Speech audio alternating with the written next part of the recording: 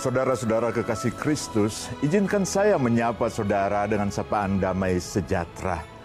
Terutama di saat-saat ketika kita merayakan Natal, di tengah situasi yang tidak biasa. Sepanjang tahun ini, kita berada di dalam situasi pandemi yang membuat orang tertekan. Banyak orang merasa putus asa. Saudara kekasih Kristus, tidak ada penawar yang lebih efektif dari pil antidepresi manapun selain harapan. Harapan hadir sebagai penolong ketika manusia berada di bibir jurang keputusasaan yang siap mengantarkannya ke lembah kematian. Harapan tidak menumpukan diri pada kalkulasi-kalkulasi rasional yang rumit di kepala, tetapi terlahir keluar dari hati yang dipenuhi energi positif yang memampukan orang untuk bertahan menanggung segala kegetiran hidup. Harapan adalah keyakinan bahwa segala sesuatu akan menjadi lebih baik. Harapan adalah keyakinan bahwa relasi-relasi antara agama, antar etnis, dan berbagai perbedaannya akan menjadi semakin harmonis. Harapan adalah keyakinan bahwa Allah di dalam Kristus hadir dengan rancangan damai sejahtera di antara kita dan bukan rancangan kecelakaan. Yeremia 29 ayat 11. Dengan keyakinan itu, harapan menjadi sangat kokoh karena dilabuhkan pada hati yang meyakini Tuhan sebagai sumber kehidupan. Tuhan yang tidak menghendaki hidup dihancurkan untuk alasan apapun. Tuhan yang kekuasaannya bahkan melampaui kuasa kematian.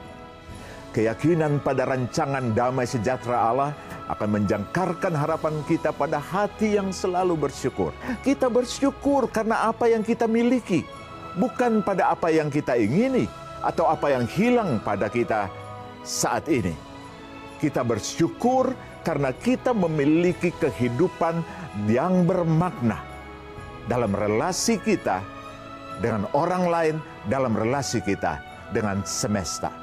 Rancangan damai sejahtera Allah memenuhi hati kita dengan cinta yang memungkinkan harapan tidak pernah akan sirna. Betapapun berat tantangan kehidupan yang kita alami, cinta memampukan kita untuk mengembangkan kepedulian dan kebersamaan di antara sesama manusia ataupun antara kita dengan makhluk ciptaan lainnya, apapun latar belakang dan perbedaannya. Cinta memberanikan kita untuk terus menghidupi dan melabahkan harapan-harapan yang ada pada kita. Keutuhan pemahaman mengenai harapan di dalam Kristus ini mengantarkan kita untuk memahami makna damai yang sesungguhnya yang setiap saat diberitakan pada saat Natal tiba. Damai yang hadir karena Kristus yang datang dan berdiam di antara kita adalah Sang Immanuel, Allah beserta kita. Damai di dalam Kristus tidak secara sederhana dimengerti sebagai situasi tanpa konflik, tapi damai dalam pengertian yang sesungguhnya, yang seutuhnya. Sebagaimana Yesus katakan dalam Yohanes 10 ayat 10b, "Aku datang supaya kamu memiliki hidup dan memilikinya dalam segala kelimpahan."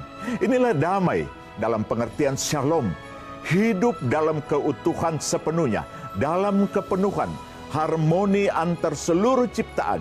Damai yang terlahir dari tindakan restorasi atau pembaruan Allah yang melahirkan tatanan baru yang diberkati. Dalam rancangan damai sejahtera yang dikerjakan Allah dalam Kristus, gereja kita semua dituntun oleh kuasa Roh Kudus untuk berpartisipasi di dalamnya. Selamat merayakan Natal Kristus dengan pengharapan yang tidak pernah pudar, karena damai sejahtera yang sesungguhnya hadir di antara kita, menggerakkan kita sebagai gereja untuk terus bersaksi dan melantangkan cinta kasih Allah melalui pelayanan kita bagi semesta. Immanuel, Allah beserta kita.